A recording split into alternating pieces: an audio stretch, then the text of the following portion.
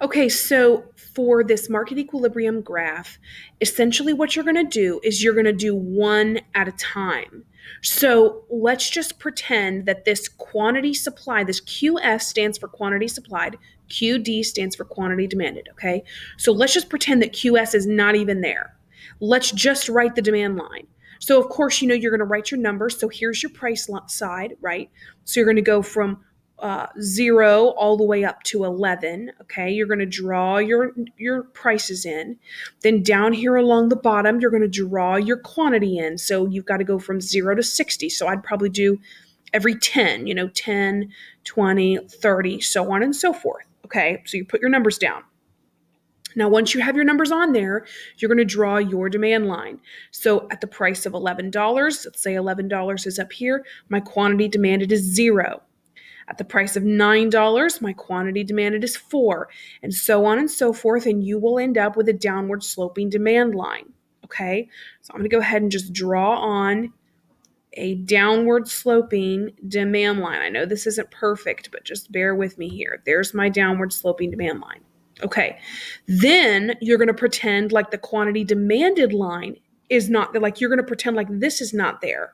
And you're only going to pay attention to the price and then to quantity supplied. So you're going to say, okay, at the price of $11, the quantity supplied is 52. So that's going to be out here. At $9, it's 44. At $7, it's 12. 36, okay? And you're going to so on and so forth all the way down till you have a full supply line running this direction. So this is going to be an upward sloping line. So you're going to be down here probably at $1, and it's going to be an upward sloping supply line, okay? Now, as you can see, when you've got your demand line going downward sloping and your supply line going upward sloping, what you have is a place where they intersect. And so, of course, this intersection right there, that is market equilibrium. That's an important place. That's market equilibrium. That's essentially the perfect price right there, okay? Now, if the price is higher than market equilibrium, let's say the price is right here. Well, what's happening up here at this higher price? Let's take, for instance, $9. What's happening at $9? Well, at $9, the quantity supplied is 44. The quantity demanded is 4. So in other words, quantity supply exceeds quantity demanded by how much? Well, by 40, because 44 minus 4 is 40. So supply exceeds demand by 40 quantity, the quantity of 40 units, which means that there is what we call a surplus. So anything up here in this area above the line, this whole section, this is a surplus, okay? Because you have more quantity supplied than you have quantity demanded. Now, below the equilibrium price, which in this instance is $5, okay? Down here, what do you have? Well, you have a quantity demanded that exceeds the quantity supplied. So for instance, at $1, the quantity demanded is 60. The quantity supplied is 0. What does that mean? It means that there is a shortage. More people are demanding the item than are supplying the item. Nobody's supplying the item, but 60 is demanded. So if you have a surplus, what needs to happen to the price? The price needs to go down to hit market equilibrium. If you have a shortage, what needs to happen to the price? The price needs to go up to hit market equilibrium, okay? So here's your fill in the blanks, the surplus, a situation where the quantity supplied is greater than the quantity demanded at a given price. A shortage is a situation where the quantity supplied is less than quantity demanded at a given price, okay? So let me real quick just jump up here to one of these. There it is right there. So see here, any of these prices below P1, any of these down here would be a shortage. Anything above market equilibrium would be a surplus price because you would have more supply than demand, okay? Now, we're going to go ahead and practice. We're going to practice all of these things. Let's go ahead and fill in this blank. How do you solve the shortages and the surpluses? The answer is change the price. If you have a shortage, raise the price and demand will decrease.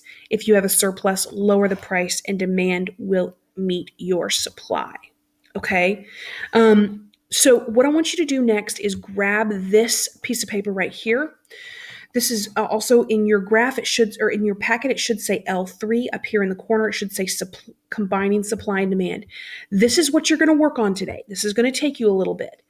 The first thing you need to do is start graphing. Now look, remember what I said.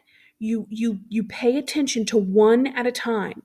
So you pretend like this isn't there, and you go quantity demanded, price, quantity demanded, price, quantity, and you know how to graph a demand line.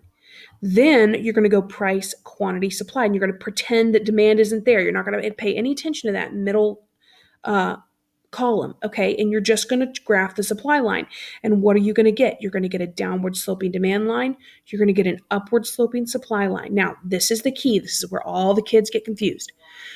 How do you figure out if you have a shortage or a surplus? Well, you go quantity supplied minus quantity demanded. So in this instance, right here at $6, quantity supplied is 9, minus 0 equals 9.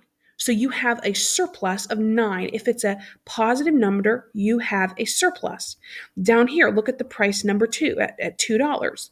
You have a quantity demanded of 6, a quantity supplied of 3. So quantity supplied 3 minus 6 equals minus 3. If you have a negative number, so you would put minus 3 in that box. If you have a negative number, that means you have a shortage. So a shortage is a negative number. Surplus is going to be your positive numbers, okay? So this paper is there's a lot on here. If you keep looking up the paper, you end up with each one of these graphs. There's 4 graphs. For each one, something happens, and we introduce a D2. Like, for instance, here we have the original demand line, then we add a D2. Okay, we add a D2. Something has shifted. Remember, we have demand shifters. Something has shifted, okay?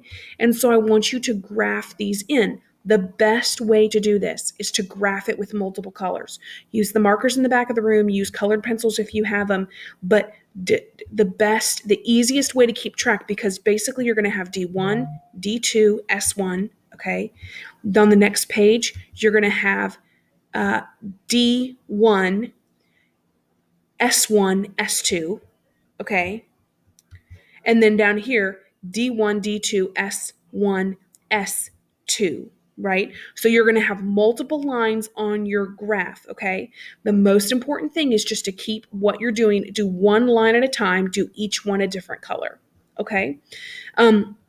If you get stuck on some of these questions that are in between the graphs, don't worry, like try your best to answer them. But if you can't figure them out, just move on. Let's see if we can all get the graphs done today. That would be like a huge step if y'all could get those graphs drawn out and then work on the questions as you're able. Okay?